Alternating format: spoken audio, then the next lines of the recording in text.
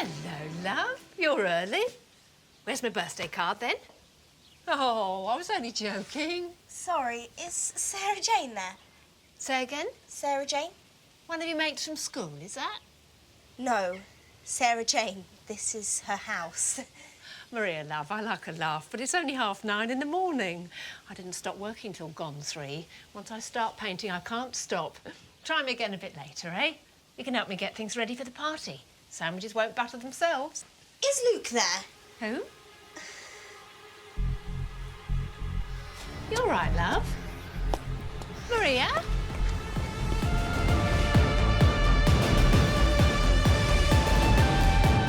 Hello and welcome to Who Watches Who, a Doctor Who podcast with me, Matthew, and as always, I am joined with... Yeah, so I am Scott, and this is our first proper episode in person. You know, we've done...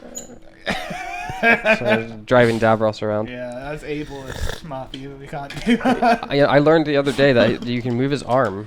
I Nice. didn't know his arm could move. That looks like a... It does, doesn't it? Elon Musk. Yeah. Let's leave it like that. Let's not. Yes, this is our first proper episode since the end of season 2 and the end of Doctor Who in forever. Oh boy. Yeah, this is our victory lap of where we do episodes that are kind of similar to season 2 episodes. This is, of course, kind of similar to Wish World. Sure. Kind of. Okay. In that it's like an alternate reality. Yes. I think that's really the only similarity I can find in there's it. one There's season also 2 connection that you might have missed. there is a pantheon Yeah. with the Trickster, Yeah. of course, being there. Of course, there is a filming location that you have missed. That's links directly to season 2. Sarah Jane's house, London. But well, you'll have to reveal that to me when we get to it, I suppose. This episode that we are covering is called "On This Day." It's not. What's this episode called? It's called Whatever Happened to Sarah Jane. Yes. Yeah. A reference to, of course, Whatever Happened to Baby Jane. That's a Oh, fun reference. I didn't know what that is referring to.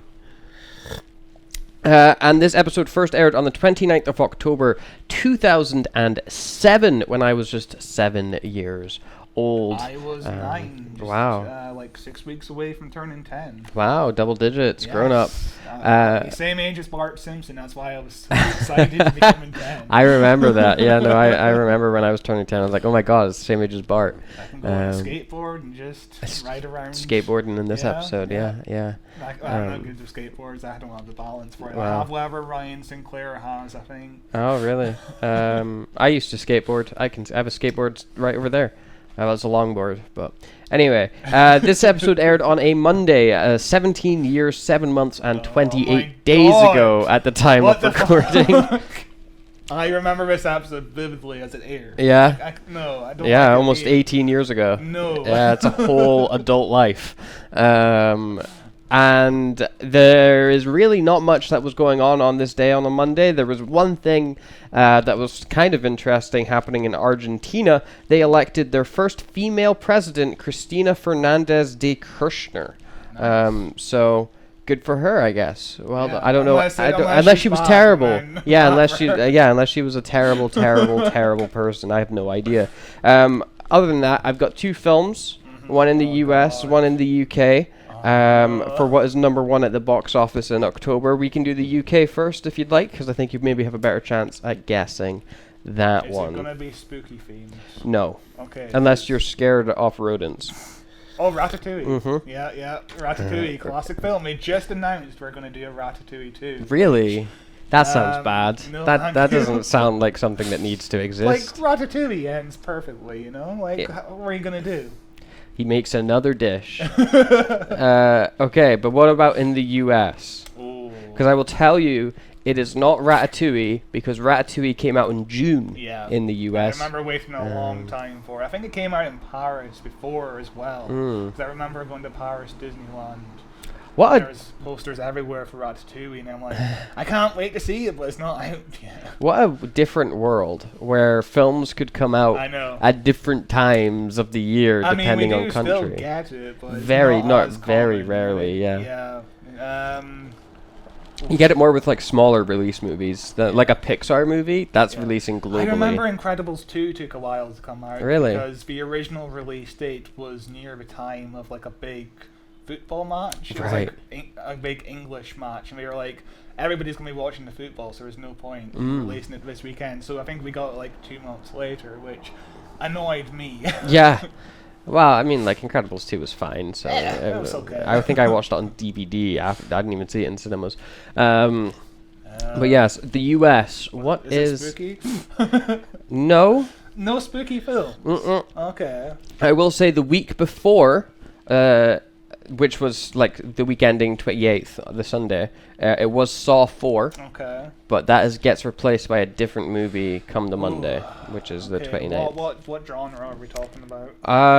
Gangster. Gangster 2007. Is it Gangster Squad? No, it's not Gangster Squad. It does have gangster in the title. Oh, for God's sake! I don't know. It's any a other it's movies. a Ridley Scott movie. Oh, I haven't got a clue. No, then. it's called American Gangster, Okay. which I've never heard of. I've never seen. I didn't know Ridley Scott did a gangster movie. He does Um, too many movies. my He dude. does just kind of pump out movies. I feel like he will just do anything a studio Yeah. gives him. But American Gangster is a 2007 American biographical crime drama directed and produced by Ridley Scott and written by Steven Zalian. The film is loosely based on the criminal career of Frank Lucas, a gangster from LaGrange, North Carolina, who smuggled heroin into the United States on American service planes returning from the Vietnam War, before being detained by a task force led by Newark detective Richie Roberts. Film stars Denzel Washington and Russell Crowe, with co-stars Ted Levine, John Ortiz, Josh Brolin, Chiwetel Ejiofor, would have probably butchered that, Ruby Dee, Lemarty Nadal, and Cuba Gooding Jr. Okay, it's not my kind of cup of tea. No? I'm not into gangster movies. Like the most like crime syndicate movies I like is Sopranos. That's fun, but anything else, not so much. I don't mind a gangster movie, like Goodfellas, too violent. very good. Too violent. You know, you can't count like Tarantino stuff as gangster things. He's Maybe, like yeah. you know, they're mobsters, kind of. Yeah. You know, like Reservoir Dogsy. The thing the problem I have with them very usually way too long. I bet Yeah, you I bet you it's referenced is, super like long. 3 hours and a half. they're like epics, aren't they? Yeah. You know. I don't have the patience for that. No, let's see. American Gangster is 3 hours long. Yep. Yeah. No, Yeah. thank you. No, it is a very, very long movie. 3 hours in 2007. That's Yeah. brave. But yeah, we're not talking about that. No, we're not. That's all I've got for on this day. Why don't you take us in to the Sarah Jane stuff? Yeah, so this episode was directed by Graham Harper, who we've covered in the past with Caves of Androzani. That's like the best classic Yeah. Doctor Who episode. It was a we've very good covered. episode, yeah.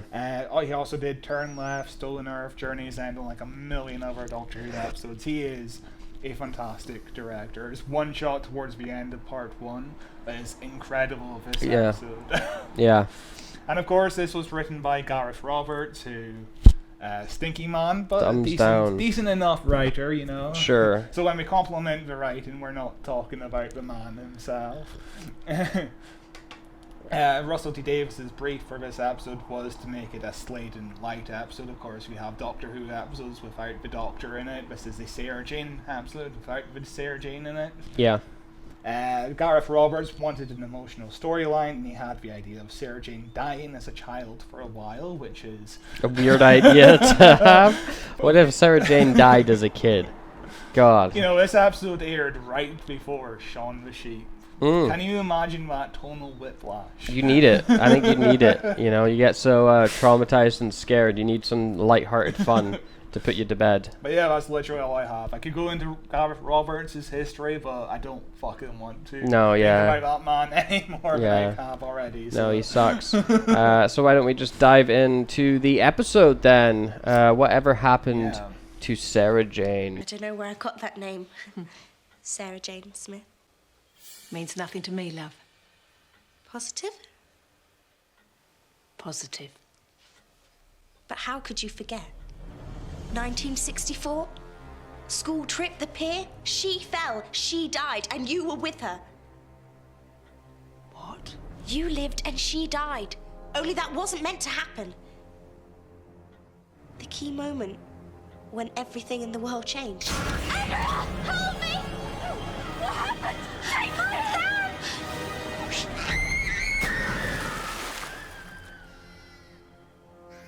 Get out of my house. This isn't your house. This is some kind of time gone wrong. Because in my world, the way things should have been, you died. Get out! Enough of this. I'm phoning your dad. Get out! Just to let you know, I'm gonna sort things out. I'm gonna work out how time got changed. I'm gonna find Sarah Jane, and then I'm gonna bring her back.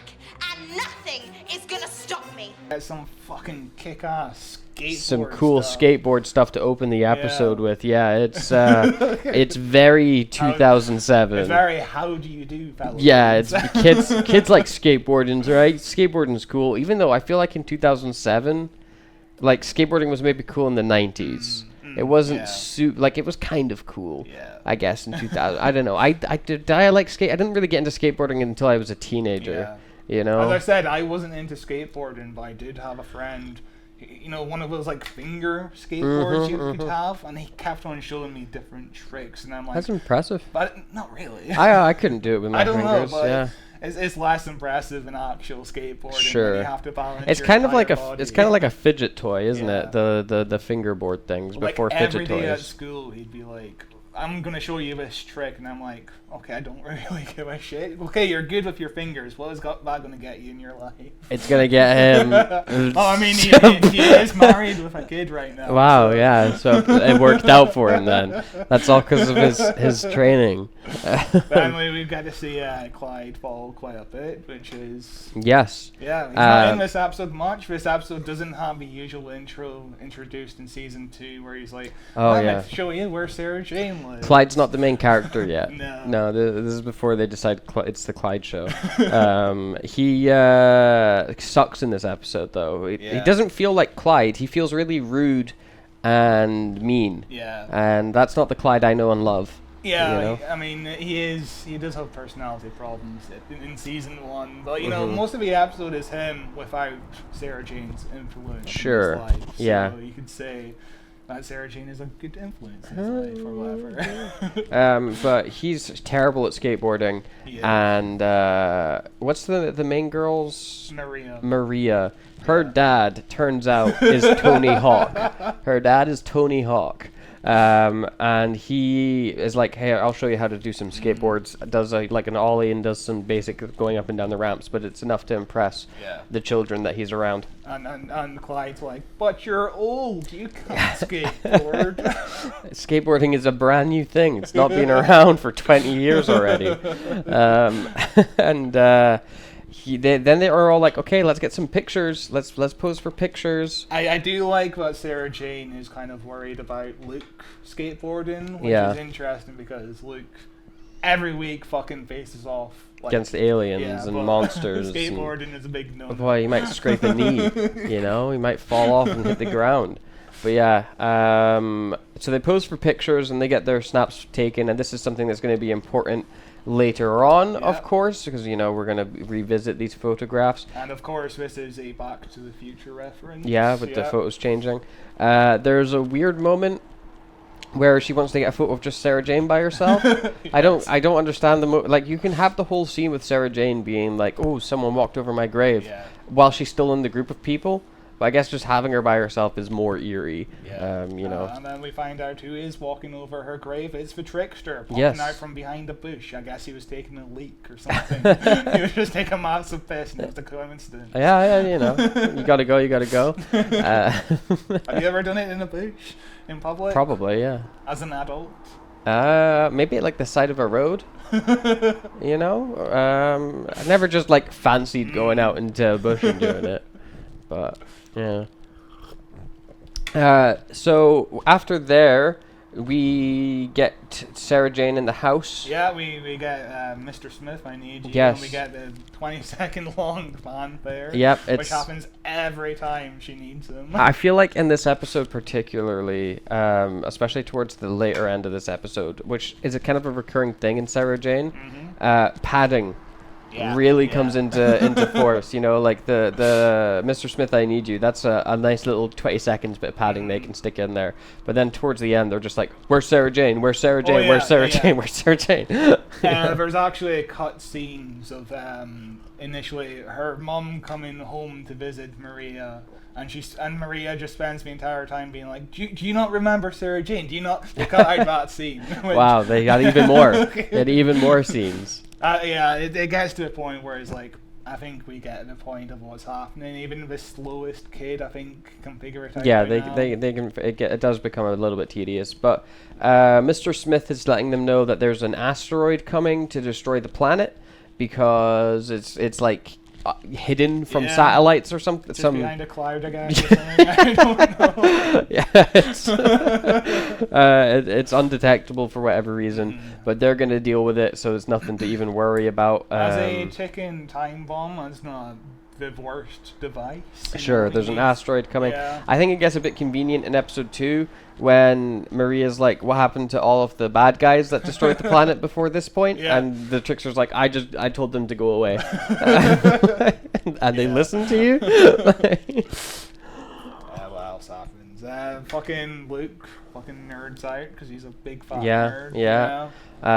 Luckily he's not in this episode too much. He's hardly in this episode at all. We've watched a lot of Sarah Jane that has not had a lot of Luke in it. Which is good. I'm glad. he does get really annoying. Yeah. So is this when Sarah Jane gives Maria the box? Yeah. Because it's like Hellraiser. It reminded me of Yu-Gi-Oh! Where there's a big box or something in Yu-Gi-Oh! Sure, I've yeah. only ever seen Yu-Gi-Oh! Bridged, so my understanding of that series is very... You should watch like the English dub of the original series of Yu-Gi-Oh! is fantastic. Finger guns, yeah. Mostly because of Joey in the original English dub of from Yu-Gi-Oh! Brooklyn, is from yeah, Brooklyn yeah. for no reason. It's the best character choice for him. It's phenomenal. Poor kids, man. Wow. Yeah. But yeah, so she gets given this box, and she's like, I was given this box by some random fucking dude who said, remember, and I don't want it, so you can have it. That's, as far as I can tell, the only reason she gives this to Maria. She's like, I got given this knack. And also, she doesn't care for Luke, because she's like, they said give it to somebody who's really important to me. And that's not Luke. That's not Maria. Luke, yeah. That's a random lady. That's a random girl across the road. My neighbor across the street, yeah. But yeah, so she takes this box, which is going to be useful later on. Yeah. Literally, just this night. The next, it's super lucky she got given it to her today.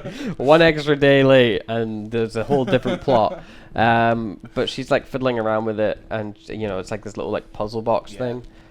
She eventually figures it out when she's in bed, and it's like this. It just like slides. Like that, and she's like, well, that's shit anyway, and then she snuggles up with it. It's like this hard like brick. Which, God, can you just imagine waking up and you realize, oh, I shifted around so much during the night, I'm lying on the fucking box and it's just digging into me back. Yeah painful. Yeah, I don't get it. We also see the Trickster walking around at nighttime being all spooky. The Trickster design, I think, is a top-tier villain design. It's really it's solid. Superb. It's so simple, but it's effective. Yeah. And of course, the Trickster is played by Paul Mark Davis, who plays villains in every spin-off show and the main show, Doctor Who, Sarah Jane, Torchwood, and Class. Damn. So he's like the only actor to play characters across all 4 shows. Which, actually, I guess he doesn't have that distinction anymore unless he's in the War Between the Land and the Sea. Ooh. Yeah, let's hope the Trickster shows up. Yeah, the Trickster is a character who had a lot of fan theories that maybe he would show up. He does get name dropped by Neil Patrick Patrick Harris. To Ruby, or he would show up as one of the Pantheons. He's a great character, but if you have to pay a transphobic man in order to use him, I say fucking just drop him. Yeah. Because he gets name dropped by Neil Patrick Harris in The Giggle. Yeah. As a member of the Pantheons. You know, he is a god. Yeah, true. He does wear a big dark cloak Yeah. like Ruby's mum. You know, maybe Yeah, that was a provided the fun cloak. theory, Yeah. Yeah. So I can see why people thought that, you know, maybe the trickster was A going to much show up better again. twist than, it turns out to just be a normal lady who's just pointing to a sign. Yeah. I was named after a road. I was named after a road. Keep going. But the trickster zaps Sarah Jane's car, Yeah. and then like turns off her lights because he's changing history.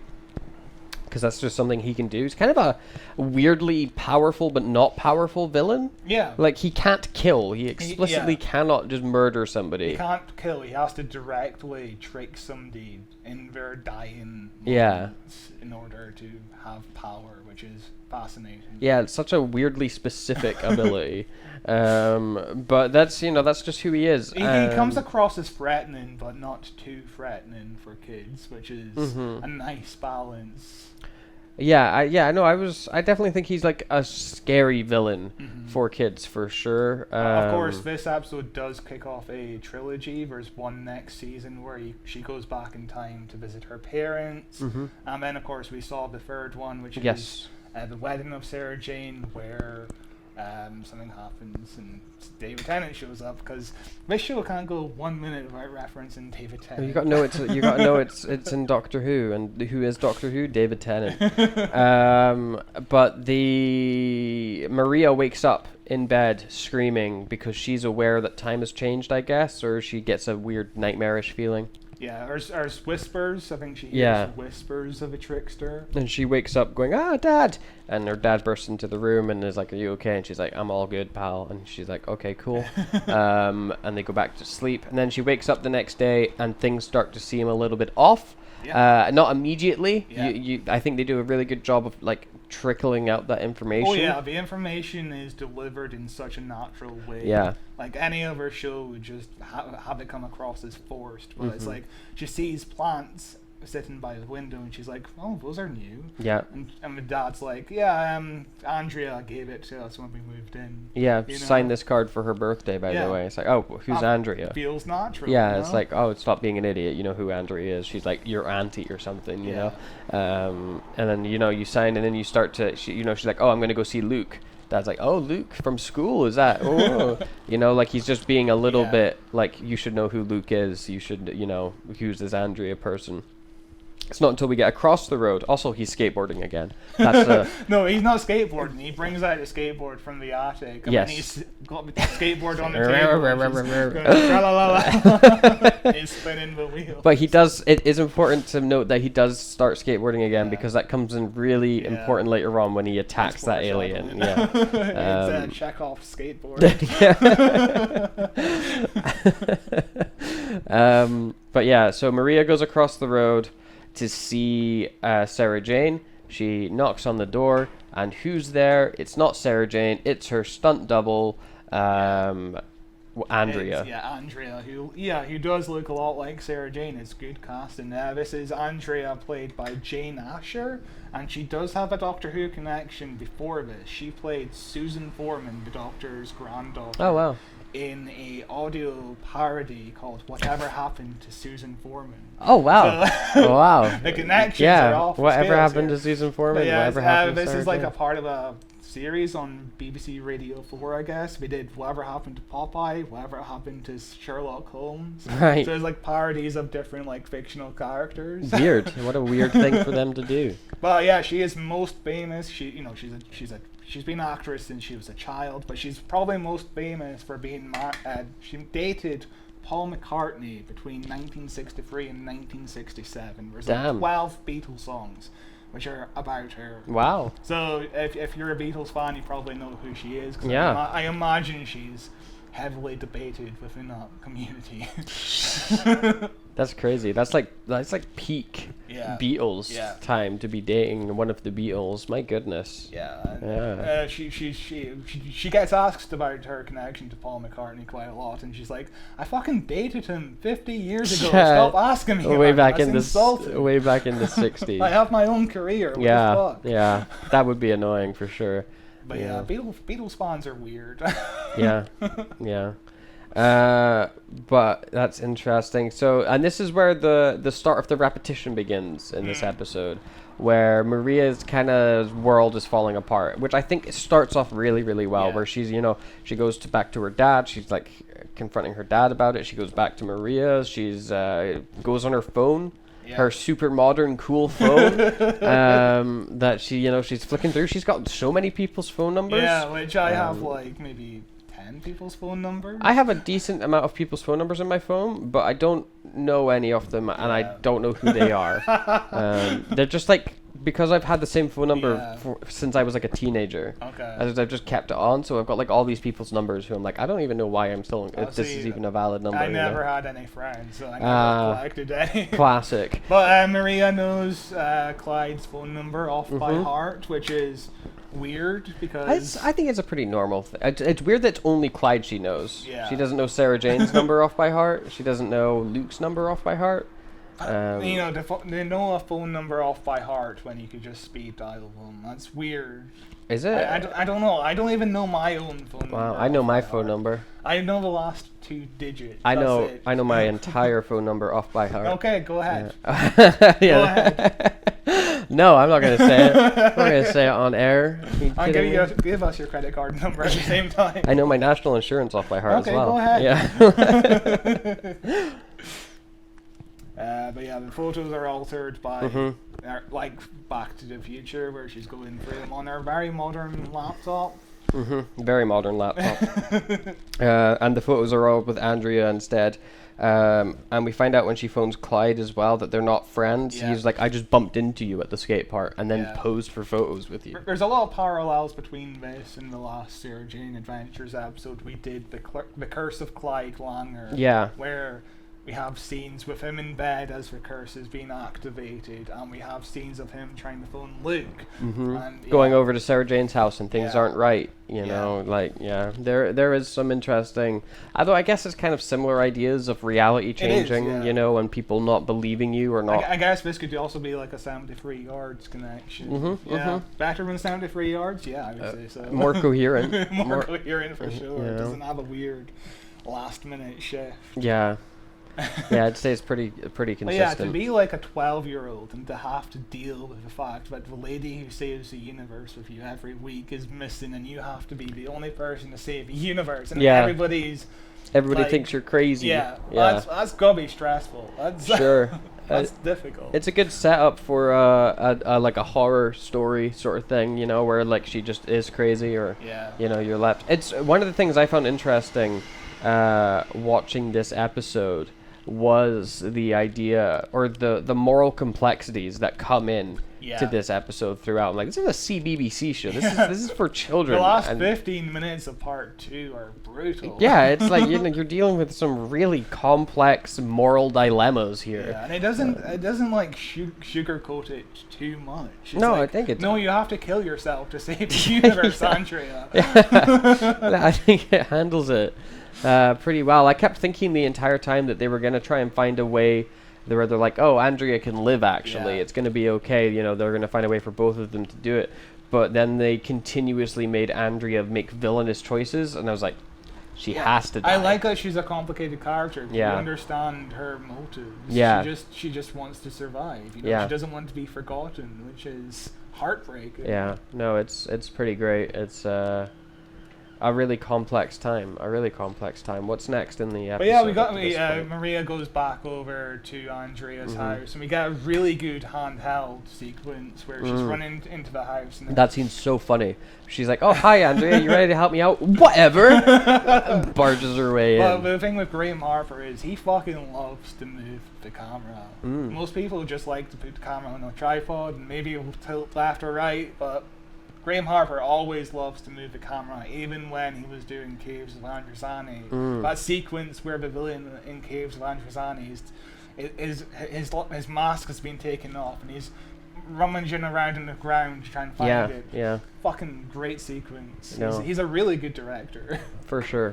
There's some really interesting camera stuff in these 2 episodes, especially later on in this episode. Yes. But we'll get there. But yeah, she's basically like, Sarah Jane, you're keeping something from me, essentially. Yeah. It's she's running around. She goes into the house, runs up to the attic. Her dad comes in at some point. I guess he hears the commotion across the street. And she's like, Sarah Jane, Sarah Jane, blah, blah, I'm not crazy, it's Sarah Jane. And her dad's like, come on, let's go back to the house. Takes her away. And then Andrea's like, oh, Sarah Jane. Yeah. Where have I heard that name before? It's like from that fucking like traumatizing event you went God, through. yeah. Not only does she have to die by the end of the episode, but she has to fucking live through her trauma throughout the episode as well. Yeah, has Fuck to me. recurs constantly. Maria, after she re-traumatizes Andrea, and she starts searching online with her dad for people just called Sarah Jane. But it reminds me of Rose Tyler in Rose, just looking up the doctor. Yeah. The internet's a really small place. There's nobody in the world called Sarah Jane except for one person who died when they were 13. Yeah. And after not very long searching online, she finds some shitty poems written on some web forum for this Sarah Jane who died when she was 13. She's like, what the fuck? July 13th, 1964. That would be right in the middle of the censor rights of the original classic Doctor Who run. Oh, yeah. So that's a classic Hartnell run. We're distant cousins to the Ood, all right. I believe. Yes. Censor rights. Yes, I think I've seen that episode. Yeah, it's okay. Yeah. It's 6 parts long. It's a long It one, is. but we'll cover it someday, I imagine. And this directly leads to them going to the library, doesn't it? And in the library, which is a magnificent library, it looks like a church almost. It's huge. They're scanning through old newspapers, and they find the news report of Sarah Jane died at a pier with Andrea, who's getting treated for all this trauma that she's, having gone through. But when no one's looking, we see those names kind of blink in and out of existence and swap places. Maria makes herself look even more crazy. I hear voices. Oh my god, look at the computer, the names have swapped over, I hear voices. Oh no, Dad. Yeah. I just don't know why no one believes her. Why do people not believe her? Yeah, she doesn't, if you hear a voice, you could be like, hey, did you hear that? Yeah. No? Okay, then it was just must have been someone talking, whatever. Yeah. There's something wrong with the computer. That looks weird, doesn't it? Yeah. Just calm down. Stop making yourself. I guess she's like 12, and she's frantic. So I get why she's not thinking or acting logically. And this is where her dad, Alan, is like, hey, I should take you to go see the doctor. I should take you to go see a doctor because you're fucking crazy. No, he specifically says the doctor. Take you to the doctor. And this is where Andrea is kind of like, oh, I need to start acting a little bit more sane for one scene before being insane again, where she's like, okay, sorry, Dad, I guess Andrea told me about her trauma that she went through as a kid, and I guess that I had a bad dream and I was just acting weird and I wanted attention. And her dad's like, oh, well, that's okay then. I mean, she immediately goes to Andrea's house and she's like, remember this really traumatic event. Andrea, you should be dead, Andrea. Why are you fucking dead, Andrea? You wish you're dead. I'm going to make sure you die. That's my favorite pastime, just to go over to some middle-aged woman's house and give her PTSD flashbacks. It's my favorite thing to do, honestly. Yeah, it sounds like it would be a very exciting time. And Andrea is quite shaken by this. I wonder why. Yeah, it's honestly, again, I think the performances are really good in this episode. The actress Sarah? Jane Asher. I knew it was like Sarah Jane. She's really fucking good in this episode. She's a really good get. She plays all her trauma really well. It's a really complex character to play. We got all different sides of her, and she only has like maybe 20 minutes of screen time. She's a really solid actress. No, it is very, very good. A very, very good performance from her. You really believe when she's scared or when she's sad or when she's going through these like flashbacks You or can whatever. understand why she's a character people gravitate towards Yeah. in terms of like her likability, but you can also understand her trauma. You can understand her decisions, her really awful decisions that she makes Yeah, throughout the episode. But it's understandable. It's really well done. it is. It is very, very good. And what happened here after this? Andrea kicks Maria Out of the house, yeah. She's like, get the fuck out, which is understandable. Yeah, if some child came over to my house and was like, you should be dead, I'd be like, okay. Remember, Mr. Mike. Yeah, I'd be like, okay, you need to go. You're not welcome here right now. And then she runs up to the attic. And she finds a cube. Which is the same cube that Sarah Jane got from this random alien last week. Yeah. But it's also the Trickster's cube. I'm not really sure how that works, but It's a magic cube. There's just lots of magic cubes in this episode, you know. And this is also where the Trickster appears in the mirror. Yeah. And Andrea checks over her shoulder twice. And you can tell they really want to fucking show off because we Yeah. have a shot focused on the mirror and then they move the camera. Yeah, yeah. They really want to show off this special. It doesn't look too bad. but- It looks pretty good. It's also it's a Yeah. really easy effect to do. Yeah. You just do a cut in the whip pan. Yeah. Very easy. Or, you know, have a... Yeah, no, that'd be the easiest way is cut in the whip pan. But here the Trickster is like, you know, don't worry about things. Everything's all good. You know, I just like you and I think we're cool. And if you want me to get rid of this annoying girl, then I can get rid of that. You just need to agree to it. Yeah, I cannot kill her. He Yes. explicitly says. He's also like, there's some kind of force field around her. I can't quite make her forget about Sarah Jane. And then blah, blah, blah. But I can send a little goblin guy after her, so I'll do that.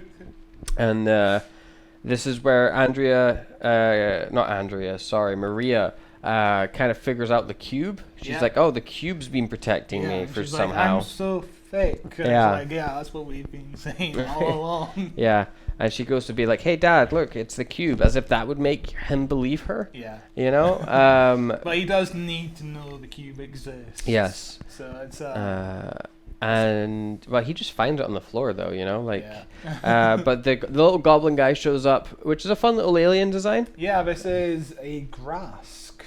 This is, of course, Russell T. Davies wanted the Grask to appear. The Grask previously appeared in a short interactive special on the BBC the Red Button. They used to have a service called the Red Button. You could Yes. press the Red Button on your TV remote on Christmas Day 2005. You would get a special Doctor Who episode. Oh, wow. Starring, well, it doesn't really star David Tennant because he was fucking busy shooting the Christmas Invasion, but David Tennant brings you along with TARDIS, and he's like, come watch this family. There are secret cameras hidden in this family's house, and you have to spot which of these family members are aliens. And it's a really fun interactive special. It's like 15 minutes long. That's fun. Yeah. We could play it on the show someday. Yeah, yeah. I never ever did any red button stuff. Yeah. Whenever it was like, press the red button now, I'd be like, I don't want to do that. But that is the BBC being ahead of their game, you know? Yeah, I guess. The BBC has always been kind of ahead of the times. You know, Yeah. the iPlayer, as we've said, is like a remarkable service that was Launched Christmas way Day 2007. Yeah. That's almost 20 years so ago. far before anybody else. They were like, no, that like on-demand streaming is where it's at.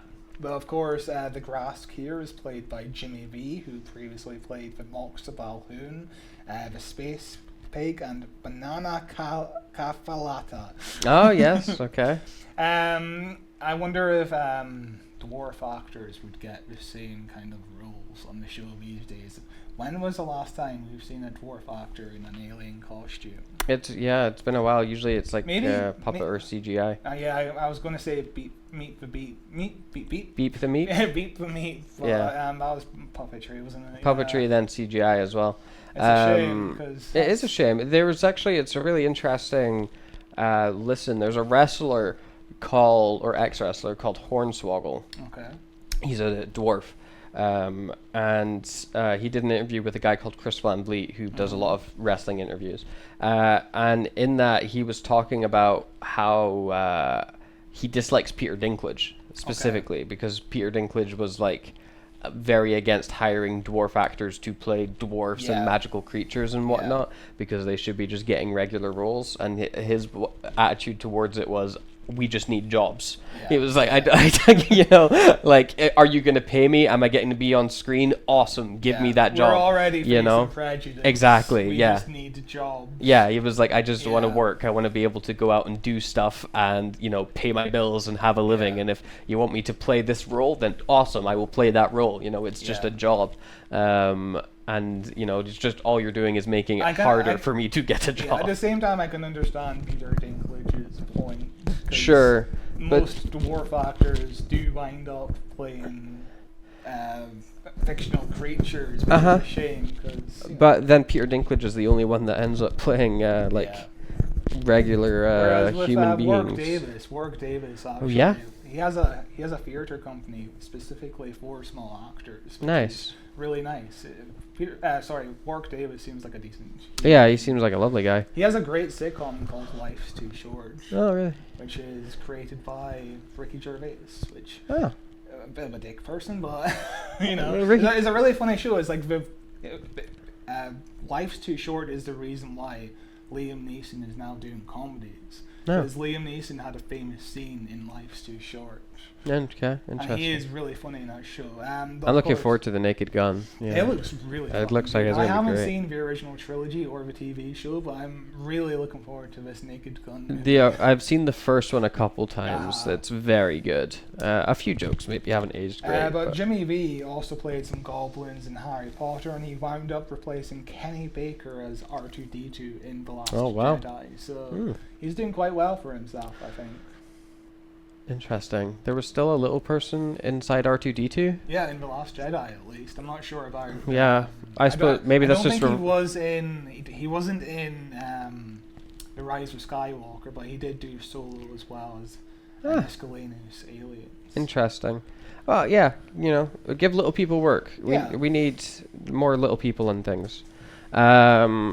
And we just also need more sci-fi and more fantasy shows, please. Yeah, We- we're running out of this in Marvel or Yeah, DC yeah. or- Or Star Wars. and even those are Even getting then, there's big. like hardly any of them. They're getting so expensive to make. God Yeah. help us. Where are we in this But episode? yeah, Maria is running. Yes, away of from the course. task. She reaches a dead end and she gets Zapped. She gets zapped and vanishes and taken away just as her dad finds the Oh, cube. yes. And we get the best little shot in this episode, I Yeah, think. it It's so is. cool.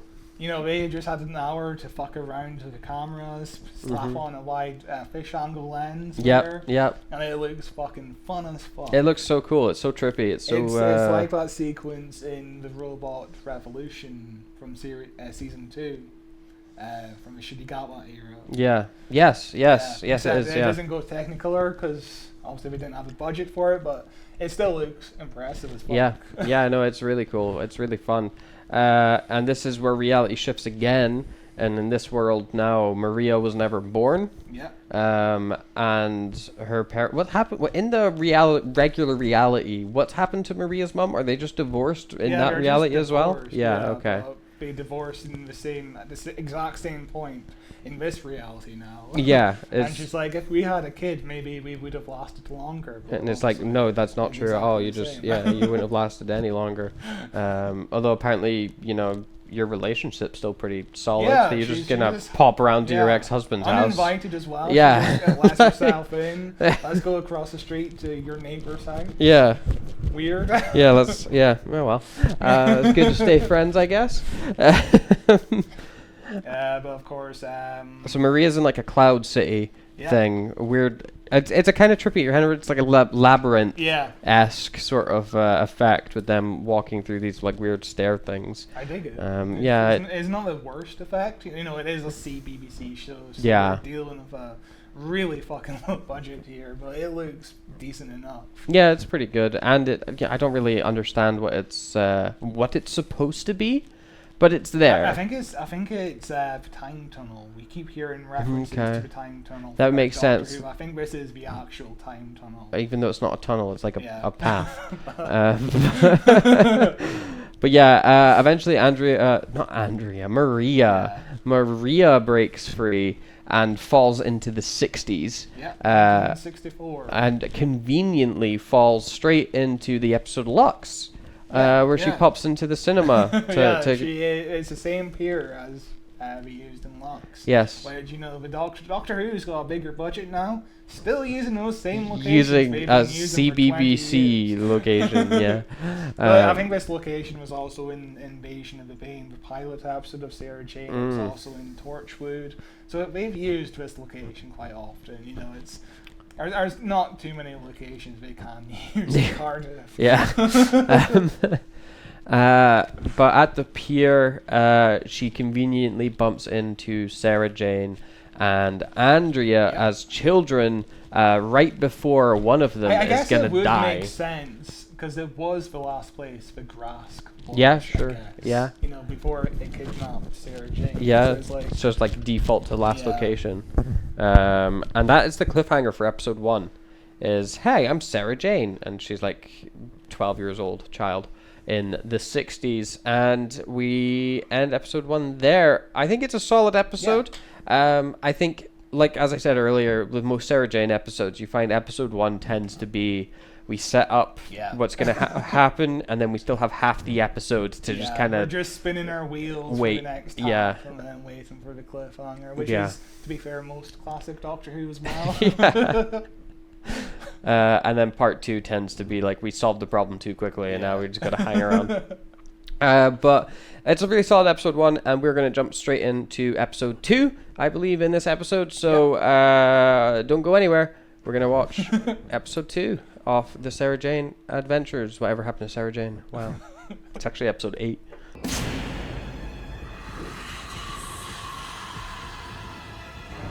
I take it this is your domain? Who are you? Nobody.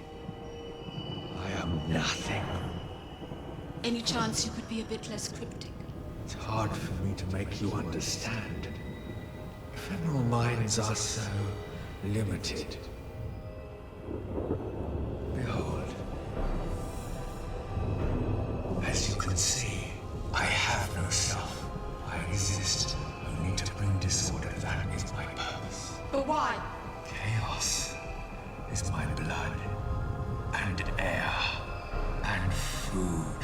So episode 2 of Sarah What episode Jane, is this? episode 8 Ah. of Whatever Happened to Sarah Jane, picks up basically where the last episode ended. Yep. With Andrea. Why do I keep calling her Andrea? Maria, with Andrea and Sarah Jane in the 60s, where Andrea is super unlikable and should have no friends. And I don't know why Sarah Jane chooses to hang out with her. No, it's, She sucks. Yeah, she does suck. She absolutely sucks. It's one of those people you'd be like, I don't give a shit. Like, she's Yeah.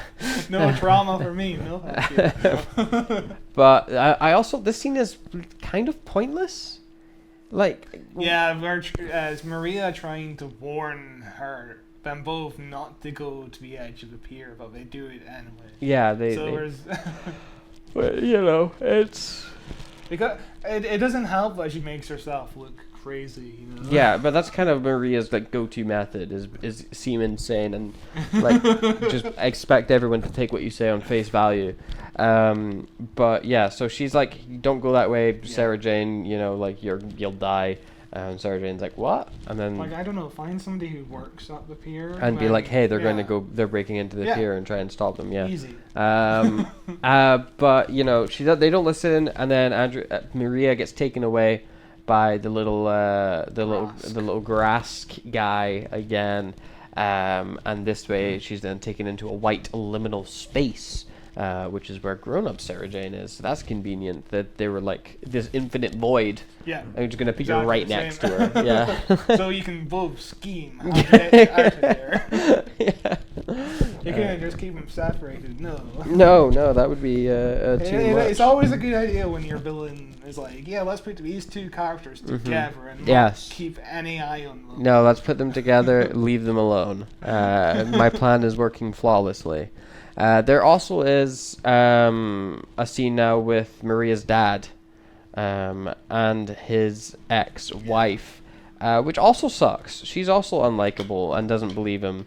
Alan is fucking smart. He's like, oh Yeah. my god, it's the box. It must be the box. It happened like 2 minutes ago, and he's figured out that it's connected to the box. Yeah, he's also, I think, way better at not making everyone think he's insane. Yeah, he knows when to shut the fuck up. Yeah. Yeah. You know, he's like, okay, I'm gonna, like, no one's believing me right now. I'm gonna just keep this to myself and try to suss out what's happening rather than just start yelling and screaming at people and making them think that I'm crazy. But his ex-wife is like, oh, Maria, you must be really into this girl. And he's like, no, it's my daughter.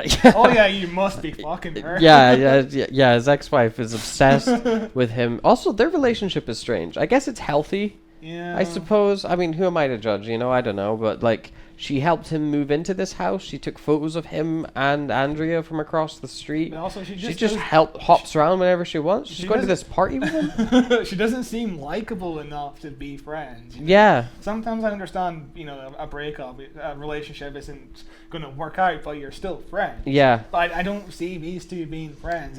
She's super like snarky to him. Yeah. You know. Yeah, it's weird. It's a weird one. But hey, I guess that's the relationship that they have chosen to have with each other. Yeah, just make each other miserable even as you're divorced. That's, I think, how most divorces go. You would know that, of course. Yeah. What's next? What happens next? We're both stuck in limbo. Yes. The trickster comes. She's basically like, oh, she's explaining the situation. It's not a parallel universe. It's the same alternate universe. reality. Yeah. The timeline got changed. It's not a parallel universe. Yeah. Which, I guess if it was a parallel universe, there would be a way of being like, Andrea can live. This is their way of being like, no, Andrea's gotta die. Yeah, which is fucking dark. That's the ending of like every Trickster episode. Somebody has to die. You know? Yeah. In the wedding of Sarah Jane, it's the husband. It's a fiance to Sarah Jane who has to die at the end because he fell down the stairs. If you remember. Classic. Yes. He's Yes. an old man. I can't get up. But yeah, Sarah Jane gets summoned by the trickster because he just wants to like hang out for a bit. And I liked that Sarah Jane was like, "Don't worry, Andrew. I'm not gonna leave you. I'm not gonna leave you, Maria. In this liminal space. I'm just going to leave you. Goodbye." And leaves her in this white liminal void to go talk to the trickster, who doesn't reveal really who he is. No. He just kind of is like, I like chaos. I eat on chaos. There's a meteor coming to destroy the world, and that's not happening for any reason other than pure bad luck. My question is, does he only operate on Earth, or does he go to other planets? Well, he 'Cause if says he only operates on Earth, having the planet be destroyed means he can't do any more chaos. No, I think he mentions the Doctor, where he's like, imagine how many different stars and planets would fall from the Doctor not being there. So I assume that he's just got the whole universe where he can just munch things. He just fancies Earth. We then see a year later in Turn Left, which directly references the trickster in that episode. Like, the spider on Donna's back is part of a trickster's crew. Yeah. Which is cool. Yeah. His gang of dudes. Which Graham Harper also directed, which we've also covered on the show. We have covered Turn Left. Yeah, it's a very good episode, actually. It holds up very, very well. It does. Better in Wishworld, for sure. Wishworld wasn't terrible. I like the vibes in Wishworld. But it's fine. Yeah, it's much better than the Reality War. Is that what it was called? I am still pissed off about the ending. I'm sorry. I don't know why. What's so bad? What's so bad about this ending? Awful. Like, what's so bad about that? Yeah, this is gonna be obvious if you are listening to this in like 10 years' time. It's gonna be obvious. We are dating this episode. That's okay. Yeah, so where are we next in the episode? What's happening? What's going on? Sarah Jane says there was some Grask activity on Earth a couple of years ago, which is, of course, a reference to Attack of the Grask. They are keeping the continuity of the Doctor, breaking the fourth wall, talking to the audience in that special mini-series. Yeah, the Doctor breaks the fourth wall all the time. But we cut back to the party. A bunch of old people are entering the party, and Clyde is like, I'm gonna go join this party. I've got a letter from my mum. I'm gonna give it to Yeah. Andrea. Yeah. And I'm gonna stick around. Well, he because there's tries. some cake. Yeah, he tries to leave, but then he gets offered cake, which is understandable. I would stay a little bit longer if I was given a cake. Maybe not. Maybe 20 minutes max. But because this definitely doesn't seem like a party he would be interested in. This is this is like a middle-aged grown-up. We're gonna have some. Like, I think the Champagne. youngest person is either Alan or his ex-wife. Yeah. Yeah, who are both in their Like 30s. yeah, late 30s. Yeah. Everybody else is middle-aged Oh, for sure. the 50s, actor who plays 60s. Alan just recently divorced a lady named Sarah Jane, I think. Really? Which is an interesting connection. Yeah. Weird. I think they were married for like over a decade. Oh, sad. But yeah, Clyde gets a phone call from his mate who says, "Hey, turn on the news, any channel, it doesn't matter." Yeah. And it's a meteor heading towards Earth. But on the news report, we find out that the meteor isn't actually going to hit Earth; it's going to just skid by it. Well, we which- find that out for like 5 seconds, and then they change their mind. They're like, actually, we're fucked. But yeah, if yeah. that's the news, I wouldn't be phoning you being like, "Hey, there's a meteor just gonna miss Earth." Fucking turn on the news. Yeah. That's not. That's not 9/11. No, I feel like I would like look at my phone and be like, oh, cool. BBC breaking news. There's a meteor coming. But I guess it's before. Yeah. Yeah. You're not gonna stop a party and just watch the news to find. To be fair, it looked like a shit party. It is. know? It is. And then obviously we have to repeat the information. Yeah, everything. The ex-wife is like, "Oh, is it gonna hit Earth?" And then Clyde's like, "No, No, you fucking watch she the just news." said it's gonna miss. That's a real Just news. said it. That is a real news reporter, by the way. Which Nice. Is, which they always do in Doctor Who. Yeah. Hugh Edwards, famously in Doctor Who. we're never going to regret doing that. No. Although I tend to like it when they use real news reporters. It adds that little bit of like, oh, I recognize that person from real life. Kind of ties it into the real world a bit more. The story, But Maria's dad takes Andrea into the kitchen to go and get some more drinks after a really awkward little joking exchange about like, ha ha ha, you want to have sex with him, which I thought was very funny. And he's like, what does Maria mean to you? What does the name Maria mean? And she's like, that doesn't mean anything to me. Ha ha ha ha ha ha ha. What do you mean? Because he's got his suspicions already, because he's interestingly he's like the driving force in this episode. He is. At the end of it, not to jump ahead too much, but at the end of it, he absolutely fucking has his memories still. You think, most writers would be like, okay, the parents, of course, have to forget about aliens existing, but he remembers, and that's the cliffhanger to the episode, that he remembers her story. Yeah, he said, what the fuck is going on? Where else are we in this episode? What else is going on? Nothing much is happening. Yeah, she kind of cries for a bit. Yeah. Which is, again, she is a fucking great actress. You need a really good actress like her to convey all the trauma that she's unpacking here. Like, Jesus.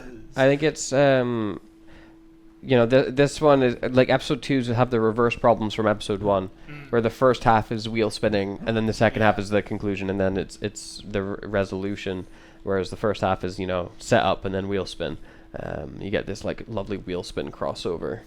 But yeah, I imagine parents being turning into this episode and being like, okay, I'm going to watch this with my kid from now on. Yeah. Because it is really good. It is really good sci-fi. It's very good. It's very, very fun for sure. I was like, I wish there was still shows like this that were on, like you don't really see this type of thing anymore. Especially for 6 to 12-year-olds. That's the demographic of CBBC. Yeah. I think this is skewing a bit more towards like the 12 and 9 to 12, yeah. 9 to 14. Yeah.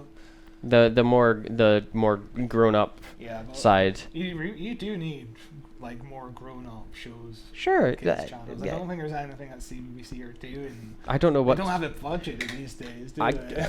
I don't have kids. I am not a child. You know? I don't know what CBBC is doing. I think we're still on our. I think we're still doing our Tracy Beaker spin-off. Yeah. I know they have a dedicated 24/7 Pokemon channel on the BBC Kids section, which I think is fantastic. Yeah, they've got Pokemon, they've got Dragon Ball, they've got One Piece. They got a bunch of BBC is a good service, man. It's not bad. They do their best. They do their best. Are we caught up? Yes, we're Wow, nothing happened. So, through the conversation with Andrea and Maria's dad, what's his name? Alan. Alan.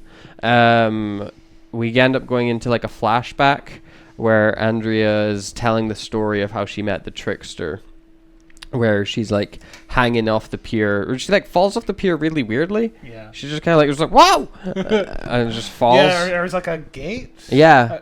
What was that gate for? Boats. Boats. Probably, I don't know, probably boats, and it just wasn't locked, and so she Yeah. fell, and she's hanging on to it, which she must like hit something on the way down, Yeah. because otherwise, I don't think you're gonna die from that drop, No. unless she just is a really bad swimmer. Maybe her sharp Just- rocks. Yeah, that's what I'm saying. She got hit Yeah. something on the like hit her head off the pole or the ground or something, like falls weirdly, that would make her die. Otherwise, which means very painful death. Yeah, I wonder Um, why they didn't just keep the camera on.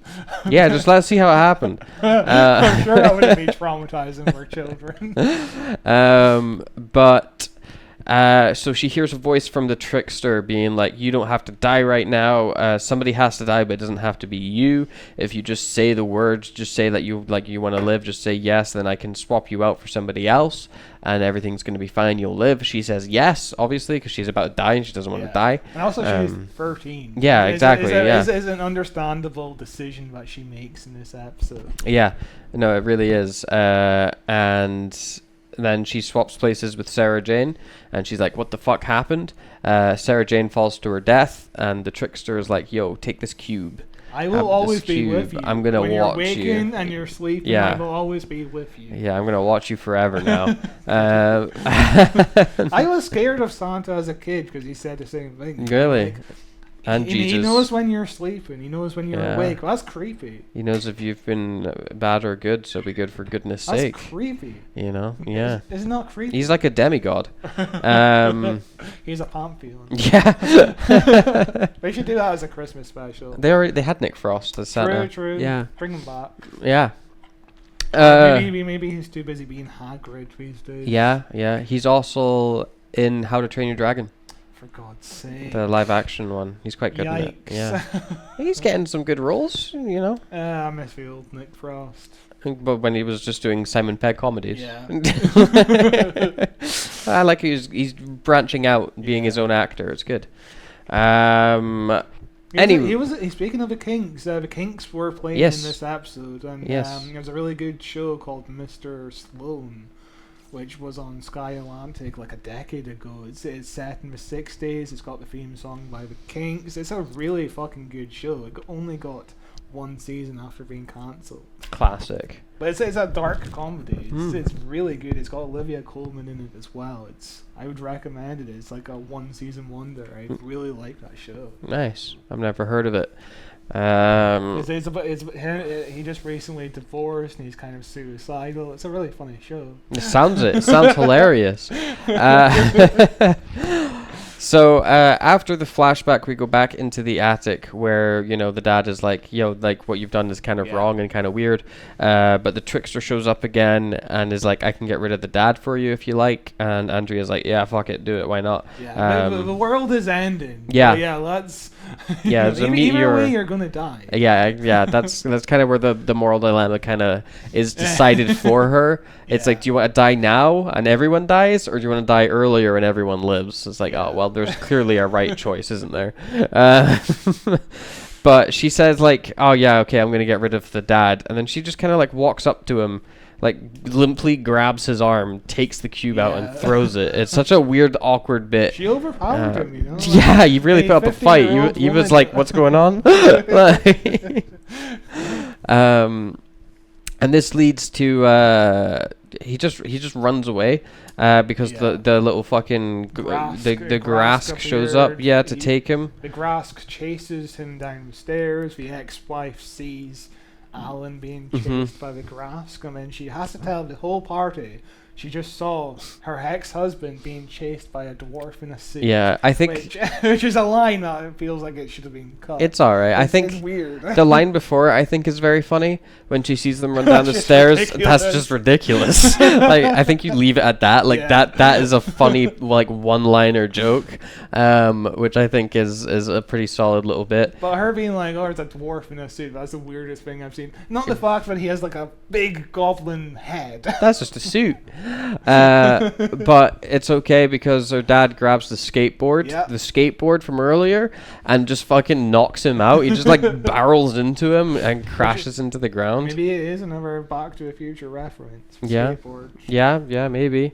And he ties him up, and then grabs his gun and just gets Maria back straight away. But we can't have the Doctor hold a gun, but we can't have Alan Jackson hold a gun in the show. And we can have the Doctor hold a gun. We just have to say that he's not allowed to hold a gun. Yeah, and then we're can't gonna have get. a sonic screwdriver that looks like a sonic screwdriver because it looks like a gun. But he can have this gun that looks like a gun. This show makes no sense. But yeah, Maria comes back, and her mum remembers as soon as she comes back. She's like, "What the fuck? How could I have forgotten Maria?" Also, there's an asteroid about to hit, or a meteorite at this point, about to hit us. And Maria's like, "Oh my god, you got me back, Dad." And Dad's like, "Yeah, but I don't remember who Sarah Jane is." Let's shoot into the sky again. Yeah, see what He happens. does it again, but because the gun automatically knows where a person belongs, Sure. and is not where the person was zapped. Yeah. So it just automatically knows where the person lives, I guess. Yeah, it's like their home location. Yeah. But we realize, hey, we have to go across the street to Mm-hmm. the attic where Sarah Jane is stuck inside a mirror because Andrea is still in the physical space. Yes. So she can't be swapped again. Yeah. Yeah. And then everyone tells Andrea that she should kill herself. There's some good blocking in this scene where if Andrea in the foreground, Alan behind her, and then Maria behind her, Mm-hmm. Behind him. It's some good blocking in this show. Yeah. Graham Harper is really good. Yeah, and it's again, this is where the like real complex moral like thing of the episode comes in, where Andrea has to make that choice herself. Yeah, it's to fucking be dark. like, okay, I'm going to be the one that dies. You know, like I have to sacrifice myself to get people back, to save the world, to Because she's do like, all these hey, things. if I die at 13, nobody's going to remember me. I had so much to live for, and I lived my life. Yeah. Even though we don't actually know what she. She was like a did. painter. She's a painter, Yeah. decorator. She's a She likes parties. Yeah. we don't really get to know her what she's done in her life. But she's lived a full life apparently. Sure. Yeah. So she claims. And then, eventually she comes to the right conclusion where she goes up to the trickster, who gets named by Alan. Yeah, I think Alan is the first person He to is. name the trickster. He 100% is. He goes, "It's the trickster." which doesn't make sense. How does he know the name? Because it is the trickster's name. Because Neil Patrick Harris Calls him- references the yeah. trickster. Turn Left calls him the trickster. Yeah. It's not a name given to him by Alan. So It's- Alan somehow knows the trickster's name. Yeah, he's just like that guy looks like a trickster. He just gives trickster vibes, But know. everybody's shocked when the trickster tricked people every time. Every time they're like, "Holy shit, you tricked me!" Oh my god, it's like Swiper trying to swipe things, and It's like the Joker joking. Oh my God, I didn't realize you were funny. yeah, but so the trickster comes in, and Andrea's like, "Okay, I take back our deal. I don't want any of this, because the trickster needs to be tricking somebody for his powers to work, apparently. So he just has to be like, He you got needs me." Chaos. Yeah. He needs chaos. Yeah, so it's like, okay, I'll just undo everything then, I guess. And we see Andrea as a child again, going to die. She really eerily says, "Remember me." Yeah, that's what you want to remember when you're watching somebody die. Yeah. That's not traumatic. If I was dying right now and if I had a heart attack, Yeah. remember me. I'd be traumatic. Look at me as I'm dying. Yeah. Please look at me. Does- Remember it. Does Andrea remember her life as an adult when she goes back to being a child? Because she seems very calm about her death. Perhaps. She's like, remember me. Maybe, son." yeah, they say it constantly, if you go to sleep, you forget. So if she were to, go to sleep, she Yeah. would forget what she just did. So I think she does remember. She's gonna go to sleep forever. Yeah, but- true. Yeah. Go with the fishes. Yeah. But yeah, then we kind of flash forward back into real life, and everything's back to normal. Luke is back. A really good sense of like action where Andrea has fallen, and then we cut to the normal time, and everybody's fallen to the ground Yeah, as well. So and it's then- a really good smash cut. Yeah, and Luke is back and starts saying some sci-fi gobbledygook. The dad is there. When Luke Maria's came there. back, I was like, "Holy shit! I forgot you exist," and also I forgot you hadn't hit puberty yet. Yeah, he's super young in season He 1. is. Yeah, it's crazy. A little baby boy. They quickly stop the meteor, which I thought was really funny because Yeah. they pull out Mr. Smith. Yeah, and they have 30 seconds left. Yeah. Mr. Smith does a truncated version of his fanfare. Yeah. Where it's like 5 seconds instead of 20 seconds. Yeah, and Sarah Jane is like, "Quick, Luke, like do the magnet thing," and Luke's like, "Okay, Yeah. I've done it." He just pull one handle up. And nobody else on Earth has this kind of technology. Nobody could Not- do it. Nobody could not pull that Unit, handle up. Not Yeah. the Doctor if he ever travels by. No, it If is. the Doctor didn't travel by, the fucking whole universe is just Yeah, killed by this yeah. asteroid. No, it would be a totally different story for sure. But the asteroid just kind of, it's like I don't really understand what they do. It's like a magnet, they Yeah, said, or it something. Like, goes- just woo! It's like a comic book written by Stan Lee, who's obsessed with magnets. It's just magnets. everywhere. Magnets, how do they work? How do they work? No, mind control somehow caused by magnets. Yeah. Okay, Stan Lee. The magnets, they're magic. And that's where we think the episode ends. We think it's everything's wrapped up in a nice Yeah. little bow. Everything's back to the status quo. Yep, except- Clyde except- comes in. He's like, "We did it, guys." I didn't do anything. Why is I just Alan stood here? outside. And Alan is standing there in the background, like, okay, so there's aliens and computers and Yeah. monsters and nightmares and what the fuck is happening? And that's the cliffhanger that the episode Yes. ends on. I think it's a very, very good Yeah, and cliffhanger. they deal with that consequences really well in the next story. Yeah. It's you haven't seen it, so I don't No. know why you're agreeing with me. No, I was but- like a question, like, yeah. But yeah, it plays really well into the final episode of this season. It's the first season of Sarah Jane Adventures is really solid. I think most of the seasons are pretty solid. I don't think every this- time we cover it, it's yeah. like that was a pretty good time. This, you know? I think this is the highest rated episode to not have the Doctor in it. Wow. So we've just covered the best Sarah Jane Adventures episode. It's a pretty good episode. I can see why it was. The best Sarah Jane For a episode doesn't fucking have Sarah kids Jane. show to deal with these themes. Oh yeah, it's super That's dark. insane. It's super complex. It's. I was quite impressed with it when I was watching it. I was like, this is not what I expected at all. This is dealing with some actual big heavy stuff right now. I do wonder what it would be like if Clyde were in the room and he's just constantly cracking. He's not- cracking jokes. He's the not funny a joke one. Cracker in He's this not. He episode. sucks. They haven't found his character. They yet. really haven't. He's just kind of mean. Yeah, he's like the mean bully. Yeah, he's like the cool kid. Yeah. He's too cool to hang out with you guys, but he does it anyway because he's got no friends. But that is the Sarah Jane Adventures. Whatever happened to Sarah Jane? They really solid episode. Very, very good story. Yeah, I very much enjoyed it. I thought it was a solid time. A wonderful little best Doctor Who we've seen this year. Question: when is this episode coming out? Are we doing Probably next Friday. next Friday? So Yeah. next week we are celebrating the release of Superman by For doing 11th. Yeah. we are doing the return of Doctor Mysterio, which is Doctor Who meets Superman.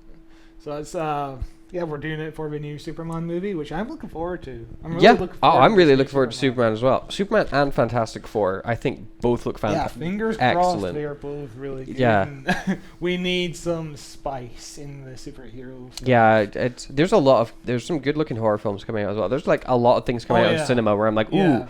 I want to Yeah, see that. I want to see that. I saw want to see 28 that. days as 28 years later the other day, and there's Yes. like 4 or 5 really good trailers attached to that. Yeah, I was like, like, that Together movie looks fucking Together looks phenomenal. really good. Yeah, Get Her Back. Yeah, Get seems Her Back. really There's good. also the teacher one. Yeah, that one looked interesting Yeah. as well. Forget what that one's called. But yeah, there's a ton of good looking horror coming out. There's a ton of really interesting looking films coming out. we're go to the cinema. It's a good time. This is the first time we've tied into like a major movie release. Yeah. We should do it more often. Yeah. So what episode are we covering? I wasn't The listening. Return of Doctor Mysterio. The Return of Dr. Mysterio with Goku from Dragon Ball. Oh yeah. Jesus. Yeah, it's my Superman episode. It is. I don't remember liking. I remember it being a bit weird. Yeah, it's a bit of a weird I episode. remember watching it and being like, "This is fucking awful. I'm gonna stop watching this show now." And I didn't watch series 10 until like a few weeks after it started. I remember watching Dr. Mysterio and being like, that was that was a weird one. I don't know how I feel about that. And then Yeah. season 10 started and I was like, oh, Doctor Who's back, baby. Because what a good season of show of Yeah, TV I haven't that seen was. it since it aired, so I'm very curious Mm. on if it holds up, because I've been thinking back on like the Chibnall era and the Moffat era. I'm thinking maybe it wasn't so bad. Ah, now the that classic, yeah. Yeah. The show's somehow gotten worse. Like, what the fuck is this nonsense? Look at it What again. is- what is Look at this? it again. Look at that glorious again.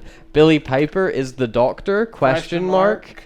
Nightmare. Russell T Davies on Pathways to potential futures. Yeah, That's the not current rumor right promising. now is they're apparently talking with Netflix and HBO. Yeah, I heard Apple in the mix somewhere, but Mm. yeah, God knows what the fuck is going on. Yeah. I don't imagine it's going to be any better of a show than Disney were. No, I could see Netflix being a decent home for it. But would Netflix want it all to be released at once? Also, Would they- Netflix have a classic What the case fuck are of Netflix doing right now where they're splitting seasons up? Okay, we're releasing 4 episodes now, and then in 2 months' time we're releasing Yeah. the next 4. What the fuck is this? I don't know. Just do weekly, you fucking idiots. I don't know. It's the streaming world's a nightmare, and TV sucks. Yeah. But hey, you should buy Doctor Who magazine. It's a good magazine. Yeah. Anyway, that's all we got for this week. We will see you next time with the return of Dr. Mysterio. Thank you very much for watching and or listening, and we will see you then. Bye.